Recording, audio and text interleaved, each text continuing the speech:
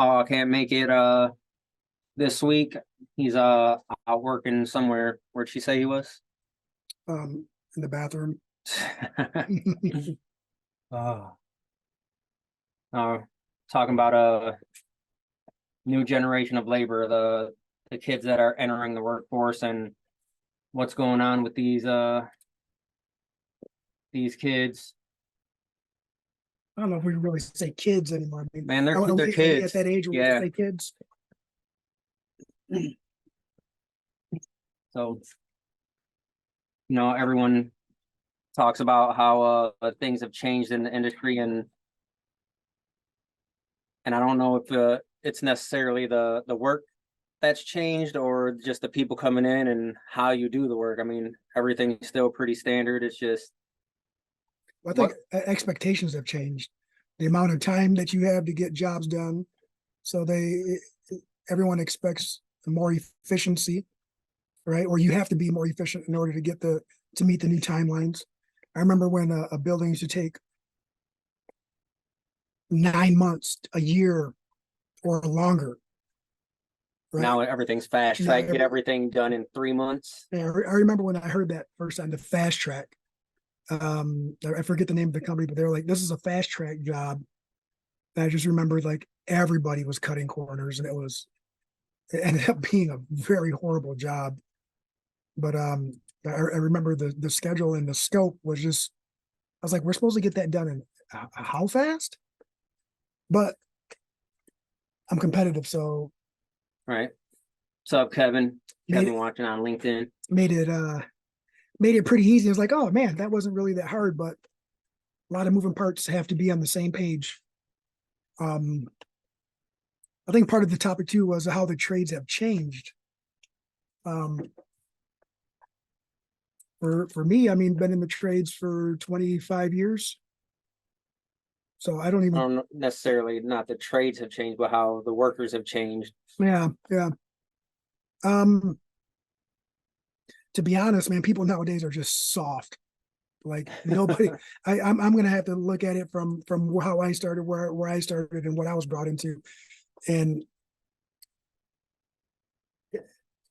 back when I started, you had to prove yourself, and then you ask. Now it's backwards. Everyone's asking for their reward before they prove themselves. Nobody really wants to learn. I grew up learning on my own, right? Like I got better on my own because I wanted to. When I learned, I didn't just learn at work. I learned at home, so that way I could be better at work. The more I learned at home and practiced myself, the more the people I worked for wanted to teach me because they seen advancement. But different breed back then. I remember being the young person and nobody liking me. Older guys, old guys that were like in their early 30s. Old guys that were younger than you are now. Yeah. Really hated that I was their boss, and I get it. It was different back then. It wasn't the norm, I would say, that a 20-year-old Hispanic male was the boss of some 30-year-old white Americans. They just felt like they deserved to be in that position, I guess. I don't know. I didn't really care. I just knew that I was asked to do a job and I did it. But from then till now, the people that were coming in to the trades and we were teaching were ready to learn. They understood what a trade meant. They understood that once you were taught this skill, it could never be taken away. It was yours to hold, to keep, to cradle, take home, baby it, whatever. It was yours. Now I don't even know how it's viewed now, to be honest with you, because I can't. I'm not in that position. I'm not young like that. I'm always going to view it like I'm learning something that someone can't take away. Well, we just run into.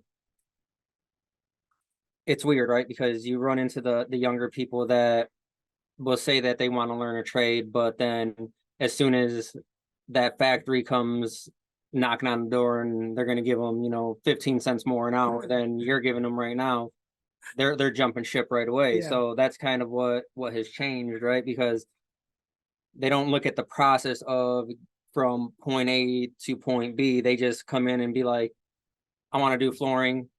And they're like, I like your truck. I want to have that truck right now.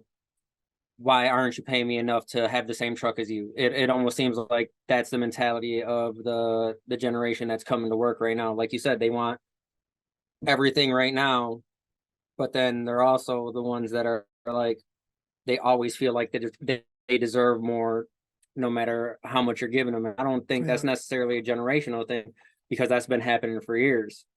Well, I don't think, yeah, it's not a generation. I think it's a culture thing. Um, from what the media is pushing to what they're being told in school. Not like, I don't even know what kids are being told in school nowadays. So it's I don't know if they're pushing trades, if they're pushing, I mean, they're always pushing higher education, right? Because it's a business. They want to have the education continued so that way they could collect funds from these poor, unsuspecting young kids without a plan. That, that's weird. I'll go off on a tangent on that one too, but um, I know that they're pushing trades more and more, because we see it all the time, where especially like the construction companies that we do work for, they're always at these events at the schools. And yeah. Well, over here we have the West Michigan Construction Institute. yep. They're very involved with the community, very involved with the school systems, from I believe middle school through high school, and even adult education. So that's very helpful. So I guess, yeah, they're bringing awareness to it. But But it's the mindset of these kids, right? Because they're we're in the information age. Everything is at your fingertips these days, and then they see all these people becoming millionaires on social media, right? yeah, Influencers, and everyone just wants to be an influencer. And then there was actually some influencers that were talking about it, and they're like, not everyone is going to be a TikTok star or a YouTube star. There's still people that need to work. You know, people still need to build our society, and that's what we're lacking is the kids actually coming up and knowing that I'm still gonna have to work. Everything's not just gonna happen, and I'm not just gonna be famous overnight. I mean, it does happen to some people, right? I mean, that's the thing. It's and some of these people, that's all they want to do. They have their mindset on, this is all I want to do. That's all I'm going to try, and then they come to work and don't give it their all. And it's like, how do you change their mindset on that? I don't know how to change mindset. I think in order to change mindset, you have to show them that. And here's the problem: you show them that you're interested in helping them get better, continue their education in what they want to be better at, and then instead of it being a luxury, it becomes an expectation. And I think that that's part of some of the change too, is that nobody views amenities as a luxury anymore. It's more of an expectation, which makes it harder on a lot of smaller businesses. And I think that that's where we're changed. Because everyone looks at the corporate world and thinks that's the business, no matter how big it is, right? It's I'm gonna go work for this company. Why don't you guys have this? Why don't you have that? When they don't understand that small businesses don't have that luxury. We're not making billions of dollars a year. Jake said that we came up with the thought that you had to work for what you wanted and earn the money to get it, right? And like you said, you know, we've already touched on this a couple times, and then we're only 10 minutes in. It's they come in with the expectation of, this is what I already deserve, not let me work up to this point and then get what I want. It's always they're, like I said, they're essentially trying to come in and make exactly what we're making now with zero effort, zero time. Yeah, with no time into the industry. Yeah. And I think that people ask like, hey, how can I get to this point And I just said, I need time. I need your time. Like, time is the most valuable thing that you can offer. It's the most valuable thing to each individual, but it takes time to hone your craft. Well, it doesn't matter what it is. Um, just time. If you're not willing to put in the time, then you're not going to get to where you're at. And you said something about like the truck or whatever. I remember there was a conversation on Facebook about that too. Like, oh, they got flashy truck. Like, that's my truck, dude. Like, I bought it with for me, like, so I could use for me for work. It might say a company name on it, but it's still mine. Just got sick of blowing engines in smaller trucks, and that took. Well, that's besides the point, right? Because it doesn't matter who owns the truck, it's working up to that point in order to be able to get there. It's like Years. they don't look at the 20 years ago when we started. They just look at this is what we have now. Yeah. And that goes for everyone in the trade, like construction wise. Like, there's a couple buddies of mine that they have small businesses too. I remember when they started, they didn't have anything. Now I'm looking at my buddy who's doing landscape, and he's got heavy equipment. He's got like I look at that stuff and I'm like, you go, dude. Like, hell yeah, he's putting in the work. Carlos is on here right now too. He works with a lot of the, I don't know if he necessarily works with the kids, but he's really involved in the Job Corps, right? Yes. So Hey, and young you still adults, didn't send me that new email. young adults, right? And getting them their foot in the door to the industry. And that you know, that's one of the things that really helps out is these programs that are set up in order to get a hands-on approach instead of starting off, you know, full bore into the industry, which I mean, that's how we all started and kind of just worked out. But it's nice that these kids have, and I'm calling them kids again, these people have the option to go through Just have a something like birthday that. the other day, so he's old. Yeah, Now. I'm really old now. I'm basically 40. Um, I don't know if we're really going off that topic or not, but like, if the new generation of labor, how important is the new generation of labor? So the generation that's getting trained right now and that's entering the system, whether or not they want to be up here right away or they're willing to start at the bottom of the totem pole or near the bottom, um, you guys are are essentially the doctors of the future, right? You're going to be so far and few in between in 10 years that you're going to be worth far more in 10 years than you are right now. And that's going to expedite anybody's career in the trades. The value is going to be put on you by the public, not by your achievements. It's by the public. And there's not going to be very many people in the trades. I don't have that metric, and I don't know where to find that metric, to be honest with you. But based off the conversations that we have here at the local chamber and projections over the next 10 years, plus all the talk that we have with Paul, it's not looking very promising for the amount of work that's going to be coming into the trades versus the amount of people available for them, whether it's the flooring industry or not. There's going to be a very high demand, and we're going to probably going to see a very big offset and ability to adjust pricing accordingly. And if you are getting in now and you're learning, learn with purpose. 100% learn with purpose. Because And both of these guys are, like Carlos says, the future installers need us, right? And he's 100% right.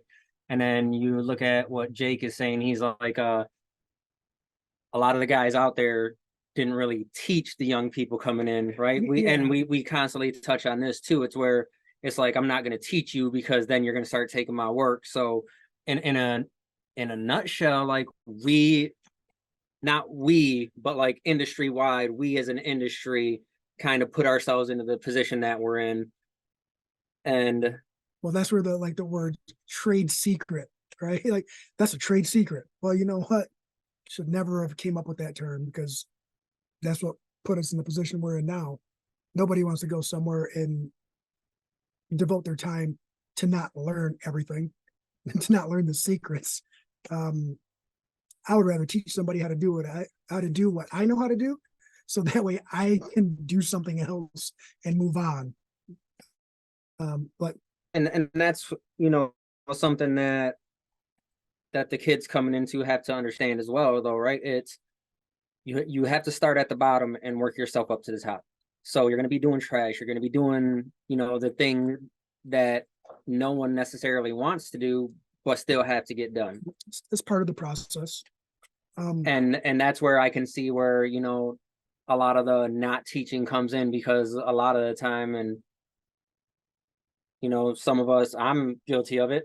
It's, I'll do this, you just go do that. Like, I don't have time for this right now. You just go do that.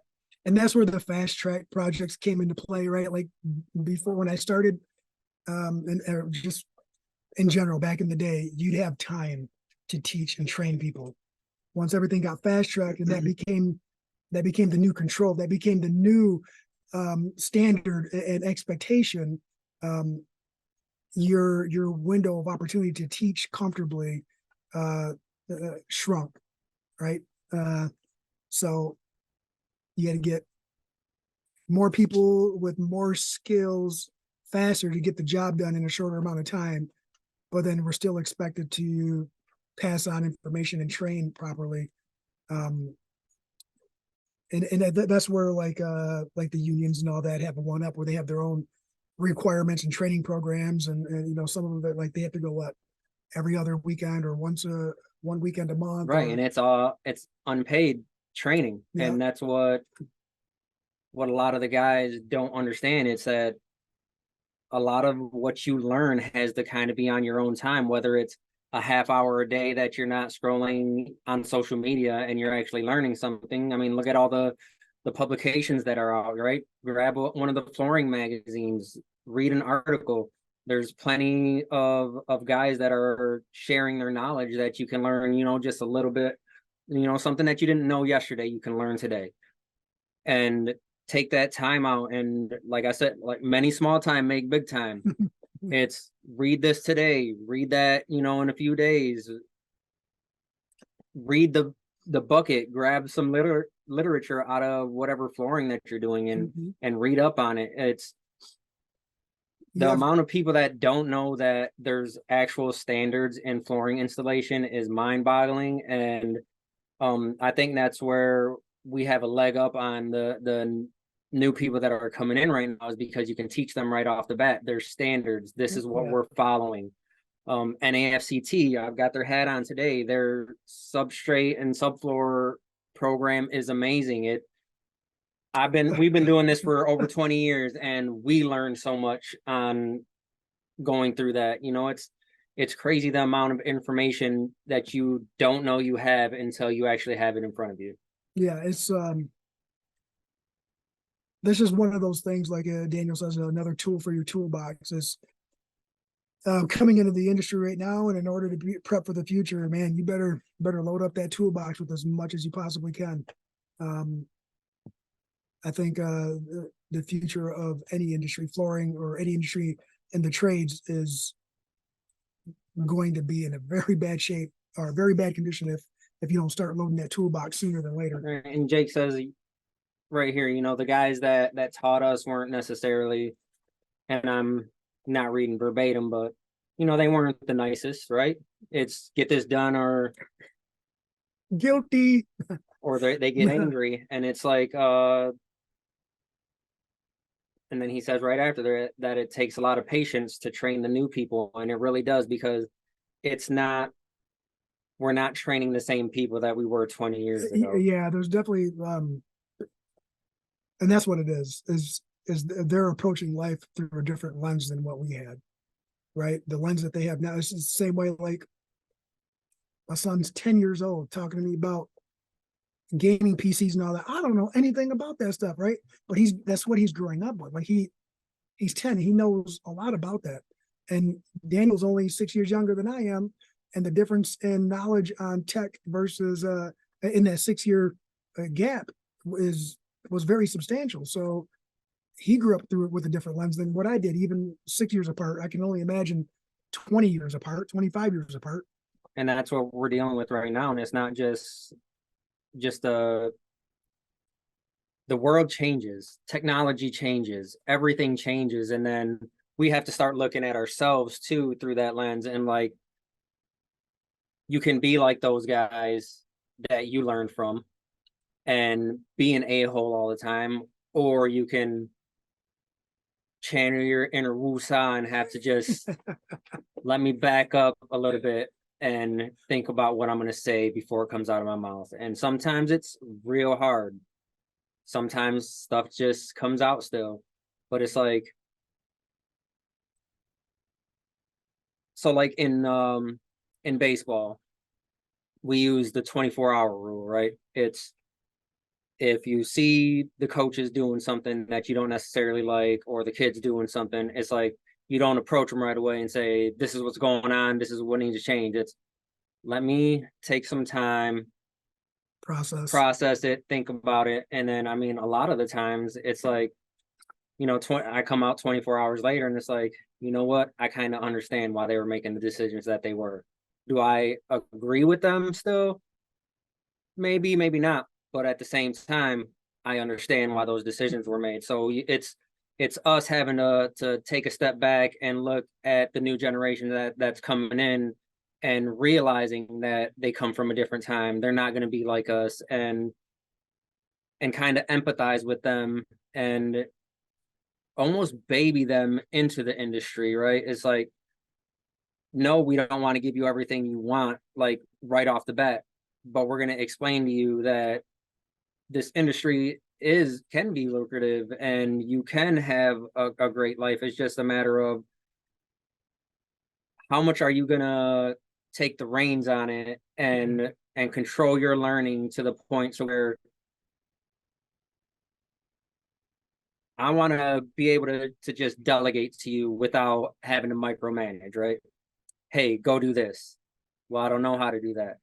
Well, I already showed you this. And it's like, that's where the training programs and stuff come in too. It's on us to create these programs in order for these people to go through, because over the past couple of years, I think that's what we've learned, right? Because we keep on going, this is how you do this. All right, go do it. And then it comes back, and this is in the office and in the field, and then it comes back, well, I don't remember. I don't remember you telling me this. I never did this. It's like, we do this every single day. You guys always say, like, I always have a notebook, and this is old school stuff. Like, I like to write it out. A lot of people use notes on their phone, but that's the biggest part of it too, is showing initiative to take notes, not just mental notes, but actual notes, to refer back to. Like, you hear it, now you're writing it, now you're seeing it, less chance of you forgetting it, and that's part of it. That's part of the training and absorbing it too, is doing your part to make sure that you don't forget. Because man, if someone tried to make it as easy as we try to make it for some of the guys today, I don't know if I would have, honestly, I don't know if I would have tried as hard. So I don't even know if I would be here right now, to be honest with you. So it's hard for me to accept some of the I forgot or I don't remember, when literally everything is written out for everyone and handed to them in a work gift, order, in a gift basket. Here's what you have to do today. And it becomes so redundant for us, because it's like, I'm gonna give you a work order, I'm gonna print it out, I'm gonna put it in here where on Teams so everyone can see it, and then when you get here, I'm gonna tell you what you need. And then when every day someone has to come back because it's like, I literally told you to grab that, like, why? And it's frustrating for us, but that's just the reality of the workforce that we have right now. Mm-hmm. It's like babysitting every single day but trying to get them to a point where you don't have to, right? It's like raising a kid. Teach them as much as you can, but at some point, whether they're ready or not, it's like, go do this. yeah, you sometimes the best way to learn how to swim is jump in the deep end and fight for it. And that's what people don't want anymore. People don't want to get thrown into the deep end and fight for it anymore. They want to sit on the diving board, watch everyone splash until the water's low enough for them to comfortably jump in. And that's not going to work in 10 years. I don't know if that's ever going to work, to be honest with you. And Carlos says, being patient and training the next generation is worth it because giving them a skill set that will help them raise a family and become self-sustainable. That's always the goal, right? It's just a matter of which one of these young kids is going to start grasping on and realizing that you can lead a horse to water, but you can't make them drink, right? Yeah. You can tell them, hey, I'm going to teach you what I know, but it's on you to take what I'm teaching you and expand on that. So I started when I was 12. You were 18, so fresh into the trade at 18. And then once I graduated high school, started working with you, you started teaching me, right? And teaching me the way that Jake says, getting all angry, go do this. You messed it up. And then get all angry, right? Yeah, 100%. So that it's different. And it does, you know what? I will have to say that there are different styles of learning and teaching, right? Some people do react to that. Some people don't. And most of the people who don't are 30 and under right now because they've been so coddled that they don't understand what it's like nobody talks to them like that anymore. They don't even talk like that in right. school. Teachers right? Can't, your parents can't. Right. I mean, you can't even say, words that I grew up saying in a household I still say it to my family, but words I grew up saying normal conversation, can't even say it anymore without being politically incorrect or whatever you want to call it. But what I did was I took the information you gave me, I went and tried it.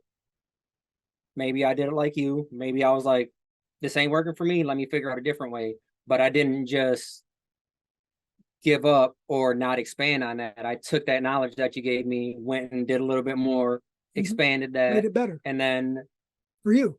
Yeah. And then now I'm able to go to that next person and teach them. And that's the constant evolution of how training should be, right? I've gone through trainings where they were like, how did you explain that? And then I explained it to them and they were like, I've never thought to explain it like that before, but that's how I'm going to teach it from now on. And that's how it should be. It's not, you didn't teach me how to do this. That excuse only goes so far. It's, you showed me how to do this and then I tried it. I didn't like it. So I expanded on it and learned myself. And that's what the young people are kind of missing. It's not just all come to work, do your job, leave, go home. Because just think about it in terms of any other industry. You got to do training. You got to, the teachers that, we have half days once a month so the teachers can go through training. And just to clarify too, and this came up in conversation the other day, corporate America is different than construction America, everyone. Corporate America is, they build that onboarding system in there, right? Like corporate America usually has a facility big enough to have a conference room full of people being trained all day, every day, learning the basics. Construction America doesn't really have that at their disposal. They got to go out and they got to sustain and make money. They don't have hundreds of people already out there making money to sustain 50 people who are learning for the next 2 years. That just want to make that clear that there is a black and white difference from construction America to corporate America. The hands-on portion, you got to get out and do it. You can't someone who went to college for engineering cannot go and do the install. If they're out there doing the architectural on a drawing and they're dragging and dropping and like that is not going out and learning how to do the hands-on. And you can only read a book so many times before you have to put your hands on it to make sense. And sucks to say, but I would say 80% of what we've learned is by putting our hands on it. The other 20% is just information that doesn't make any sense until you're ripping it apart, tearing it apart, cutting it, putting it together. I just want to make sure everyone knows that there is a separation there. And I think maybe that's what it is too, is corporate America's built up so good of reputation as the easy button, click the easy button, that's what the younger generations kind of expect, right? Like, I'm gonna put 6 months in, and in 6 months I should know how to do exactly what these guys know how to do. And that's not it. That's not the case. Well, that and a lot of these factories are based on time in, I think. Like, they have their set schedule. You're here for this amount of time, you get a raise. You're here for this amount of time, you get a raise. And but that's they have that mindset as well. Yeah, that's like a 1%, 2% raise. Not even. Yeah, not even. Like, I mean, I remember mom working in the factories, and she came home one day and she was like, I quit my job. I was like, what? They gave me I had my review. Yeah, I had my review. They're like, you're doing great. Here's a 10-cent raise. She said, I quit. 10 cents. Like, what does that do? You get an extra, well, I guess $4. Yeah. $4 a week. Like, come on. Makes no sense. In construction, you do have opportunities to, you might have a small jump in pay, and then a substantial jump, and then you might be there for a little bit, right? But the long-term value in pay doesn't come from getting a raise every quarter or every 6 months, every year, and a substantial raise. It comes from, I'm doing great work. They're keeping me busy while other people are staying home. And if everyone is busy and you are not, then must be something wrong there. And it does suck. Like, in the bid market, a lot of people stay busy because they just throw low numbers out and get the jobs, and that's what people want to hire. But we try not to be that company. Yeah, we try not to be low bid, and I'll be honest with people. At the get-go, is like, I'm probably not going to be low bid. So, and I mean, we've gotten a few projects that we weren't low bid, and I mean, it's been great, but it's the whole industry. Looking at the new people that are coming in, what us as the old guys. And the crazy thing is I call us the old guys, and then we go to the convention and they call us the young guys. And it's like, and we say the same thing about them. Like, honestly, they want to see all these changes in the industry, but it's like, they don't want to change the way that they're doing things. And then you look at us and it's like, we want things to change the way in the industry. And it's like, what do we have to do in order to change ourselves, in order to accommodate them? But not actually, we have somebody here. Hey, she's way in the background. Our niece. She doesn't like to be on video. She don't have to be on video, but I want to ask you a question since you're here. You're young, you're a kid. How old are you now? 17? 17. Dang, getting old. You want to come on camera? What do I have to leave in like 5 minutes. No, that's fine. You can leave in 2 minutes. I just have a simple question. What, you're young, going in, you're still in high school right now, you're a senior. When you get out of high school, if you weren't looking at higher education, would you even be attracted to the trades? And if not, why? And if so, why? The trades as in Just flooring construction, and just construction. It doesn't have to be flooring. Just like, does any of that even interest you? And it's okay to say no, because if it's no, It's not something I've ever thought about. okay, 'Cause- and why is that? I always knew that I wanted to attend that higher education. Okay, so the trade is just something that doesn't interest you from just being interested in learning how to build something for the No, most not part. really.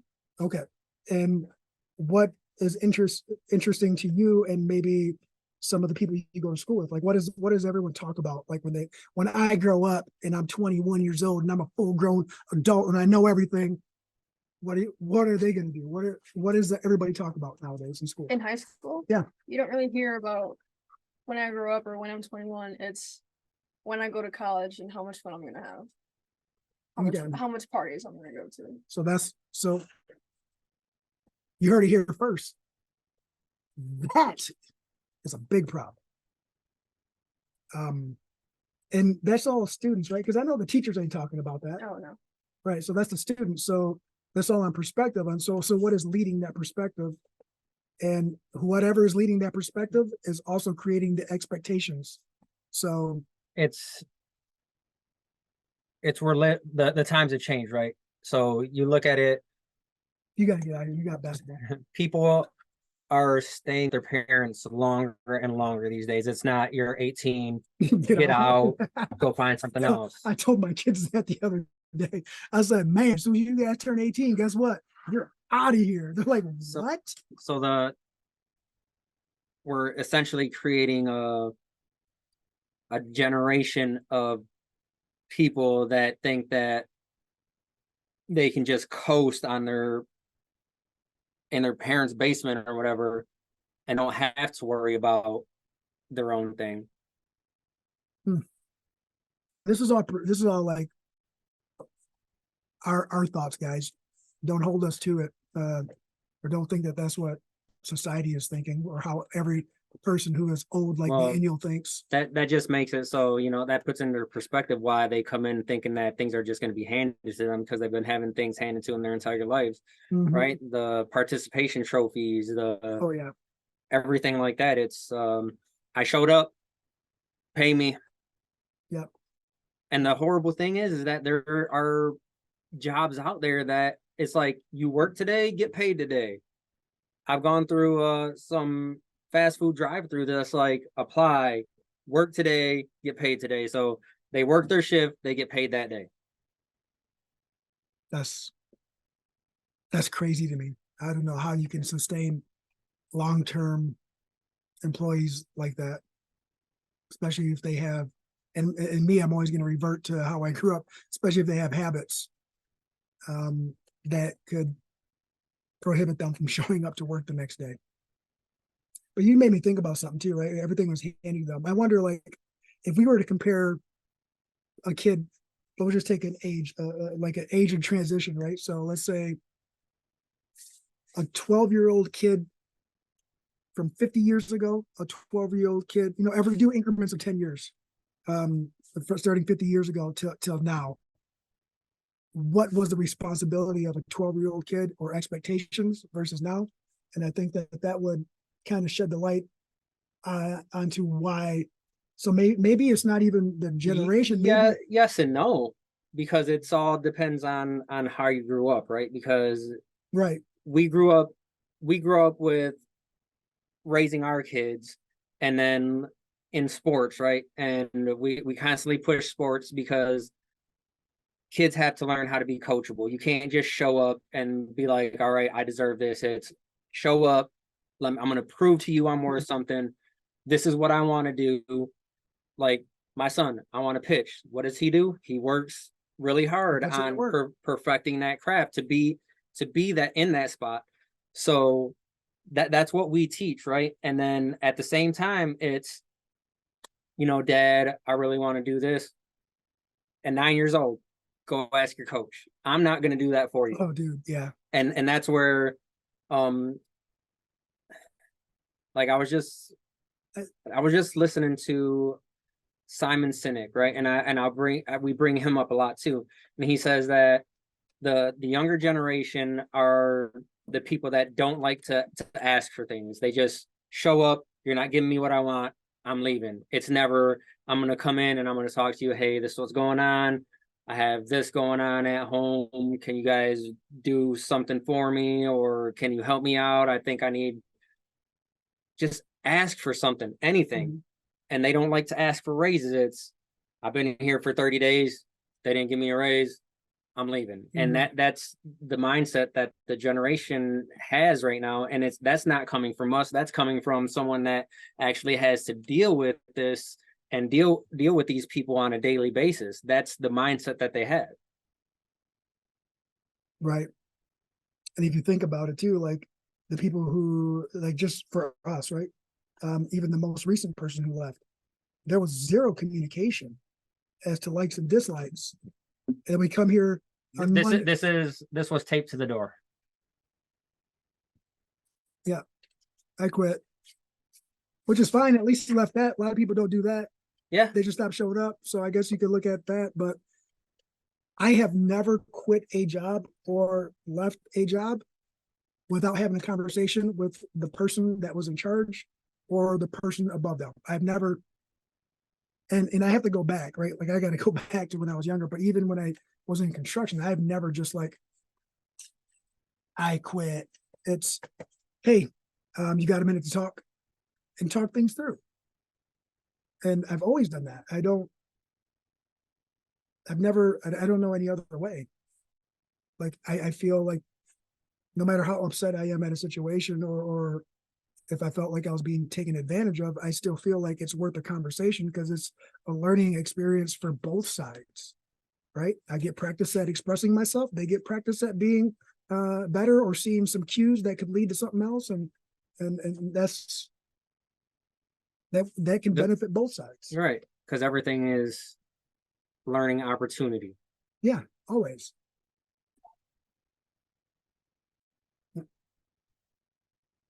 No idea. Sorry, you have to ignore that phone ringing for a second. It's spam anyway. They're calling about Daniel's extended vehicle warranty. Do you even get those calls anymore? Is that even a thing anymore? But I think so to kind of condense everything that because we get off on tangents a lot, right? So I just so the workers and the trades have changed. Looking back on how we started, it was rough. He was rough on me, but that pushed me to not only not want to mess up, right? It's like I don't want to mess this up, but I'm gonna do things on my own so that way I can learn how to not mess it up on my own. I'm not just gonna be like, well, I don't know how to do that. Don't send me over here. Which kind of was like, I'm gonna keep on learning in order to not work under him anymore, so I don't have to keep on getting yelled at. Yeah. And you know what? If that works for people, then that works. That's awesome. Like it, to each their own, but just know that someone who gets upset when you don't do something the right way, they're not getting upset because you did it wrong. You know, they just hold you to a higher standard than you are currently holding yourself. That's all. And if I didn't love my brother, I wouldn't have been like that, right? But I knew that he could do it. Like, dude, you can do this, dude. Stop. And it was always the simple things that it's always the simple things that everyone makes mistakes on because they overthink it.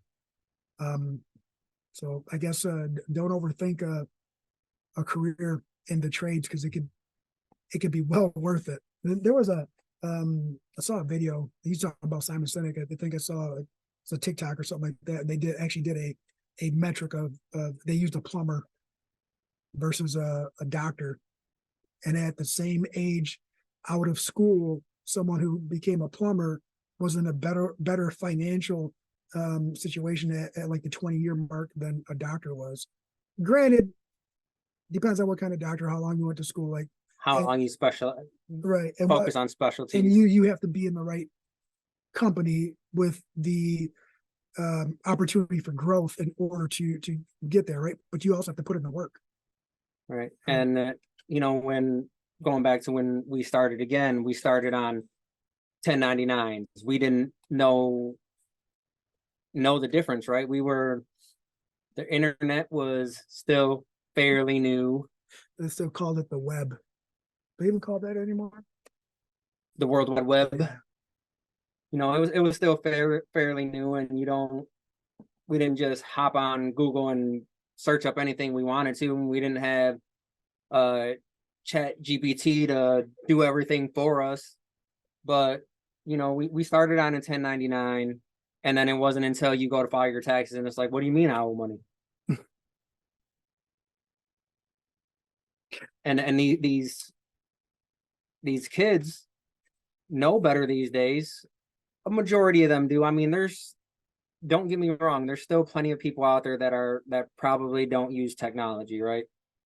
And I try to use it as little as possible. yeah, right. But it's like, that kind of stuff happened. And then you look at today, when I don't want to say, schools don't educate you on that kind of stuff, but that falls more on like the parenting, where it's like they always tell you to get a good job and all this stuff, right? But it's like they're looking for a long-term career. They're not, you can look at it as a job, or you can look at it as a career. You can take it as far as you want to, right? If you look at it as a job, that's all it's ever going to be. If you look at it as a career, that's where your mind keeps on flowing. What do I have to learn in order to progress? And since they're looking for a career, as an industry, we have to start looking at what kind of packages we can offer in order to get these younger kids in. Like I said, on a previous podcast, we've had people come through here that they're like, I would have never came to work for you guys if you didn't offer a W-2, and if you don't offer healthcare. Like, these are things that you have to start thinking about. The healthcare is huge because, I mean, It's a money there's maker. nowhere around it. It's a monopoly. Well, there's nowhere around it. Like, we are hard on our bodies when we're installing, right? We hurt all the time. And not only that, talking about sustaining your own and then growing a family, you want to have that there for your family as well. So we have to start realizing that these kids want all this stuff and put these systems in place. Not only do we have to work on, the insulation and the training and all that, it's all the back office work that we have to realize that not a lot of people work on. And it's retirement, healthcare. Just look at workers' comp. When if you get hurt on a job site and you're working for a 1099 for someone, you think that they have workers' comp. They're just it just doesn't work like that. Yeah. They have riders, but those riders you're usually excluded from those anyway. They're just a piece of paper that you pay $1,000 for no reason.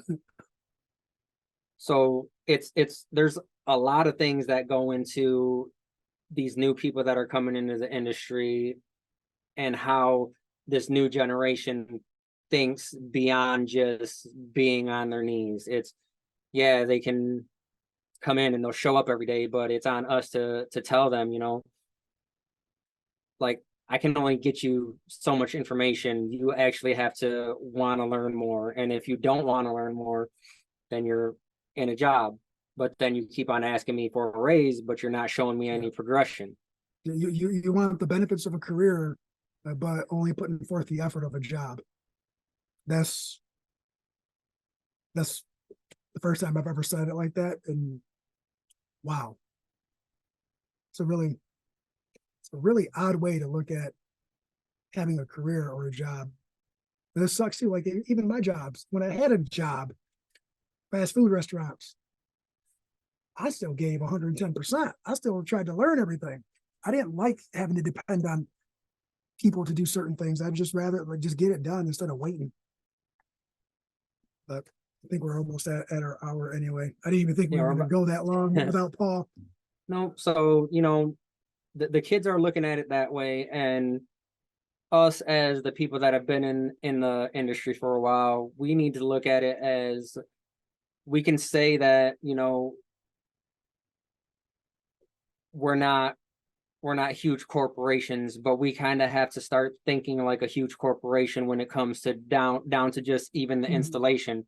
We have to think of what kind of training programs can we put forth and stuff like that. And it's not necessarily all on you, right? There's training entities out there. CFI has, you know, their 2 week courses that are happening. You know, we were talking about that last week. One's over there at Dwayne's place in Wichita, Kansas, and then Mhm. we have one coming over here to DeGraff Interiors Jenison. in Jenison. So it's like and it's the FCEF is footing the bill for these. So why not jump on board, right? It's like if you know someone that wants to get in the industry, this is talk to Carlos, you know, get your feet wet with this, get with the FCEF, get the scholarship, take these classes, you know, these trainings. It's not all on us to come up with everything, but it is on us to point people in the direction where they need to go. We just sent baby sister to Nora Mhm. to get trained, and you know that's a really particular product, so it's really beneficial to go through that class. But that's something that we seen that we needed to do, so we sent them. We're talking about we just at the meeting that I had yesterday, right before you walked in with the guys. It's like I need to get you guys into some training, and it's Mhm. just it sucks because it doesn't fall where we need it to sometimes. But Yeah. we're about at that point where we got to start making the time to do it, and that's one thing that we have to look at industry wide as well. It's never a good time. When is a good time to have a kid? It's never a good time to have a kid. And It's never- never a good time to go to a training. It's never a good time to go to a trade show, but it's these things that you have to do in order to to progress your guys or ladies, right? Because Your there's crews, your your crews. career. I'm talking about the people that work for you. Yeah, the crews. Oh, I thought you said career, I just sound like I have an accent. but it's like let's start expanding everything. Let's know that the people that are coming in aren't built from the same cloth that we were, and there's things that you kind of have to baby step around and get used to. And we're having to do it constantly. It's a constant evolution. It's not, you can't just be set in your ways and nope, this is the way that everything's going. Because once you're in that mindset, that's why a lot of the guys are working by themselves because they're not willing to change. Yeah. And that's one constant that we talk about all the time is that the flooring in this industry is constantly changing, and that's the evolution of it.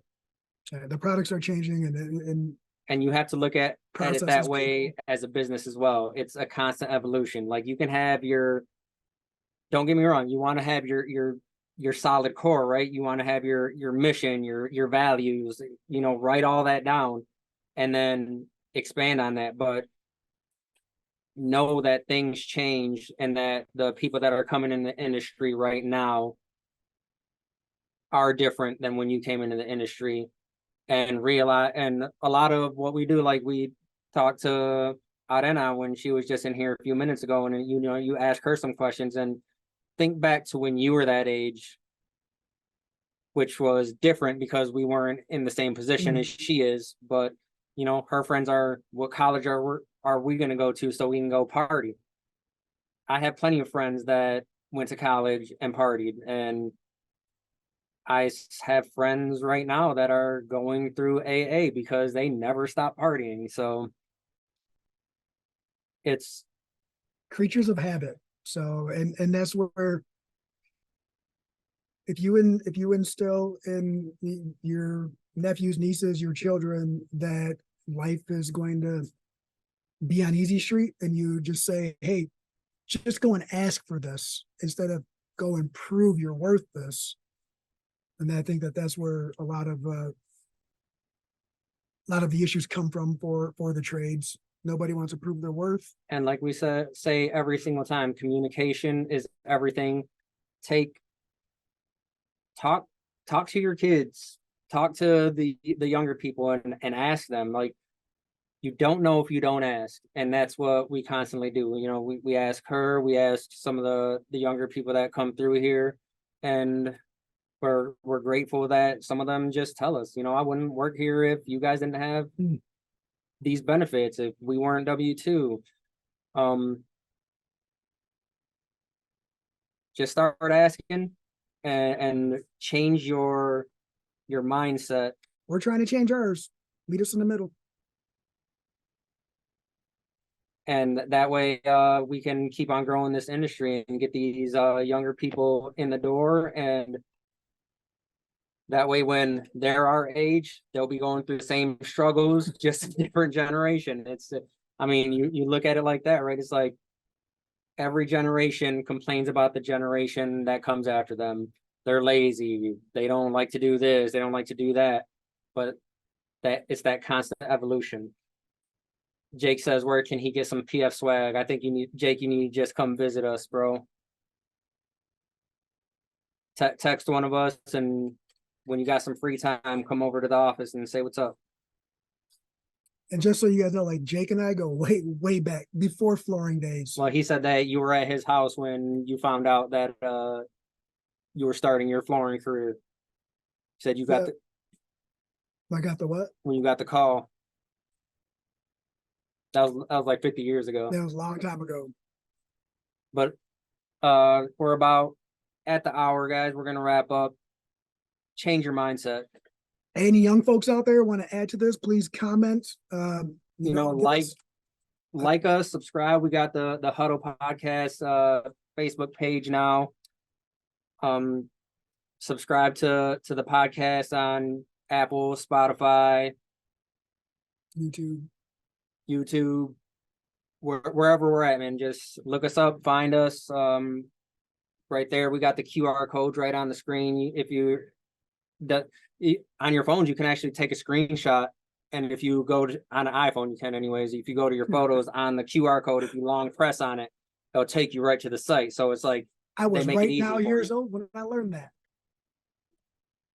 So give us a like, subscribe, and I appreciate everyone, you know, for chiming in today. This is what this podcast is really meant for. We want the interaction, because the more people that we get to interact with us, the better we can understand how we need to change as well, because we don't do everything right. It's a constant evolution. Teach us something. That's what we need. We're here to teach you what we've already been through, but we want to know things as well. So Yep. go to CFI's website and see what trainings they got. Go to NAFCT's website, FCICA, see what trainings they got. But the big one right now is the scholarships that the FCEF is giving for 100% paid training. You got someone new, this is what you guys want to do right now. Go to CFI's website, see what events that are close to you, and get your guys signed up. Sign up yourself. And then I believe that Go Carrera is doing the SIM scholarship. Yep. So I didn't link it in here, but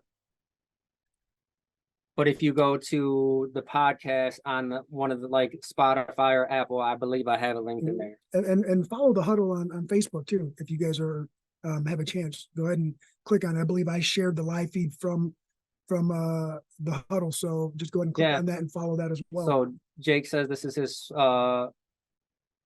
first one. He wants to be part of more. We do this Tuesdays at 4 p.m. Eastern. Paul usually says it in Central Time because he's in Central, but we're Eastern. So 4 p.m. Tuesdays. We'll catch you guys on the next one. Appreciate you, and take it easy. Have a good one. Thanks, everyone.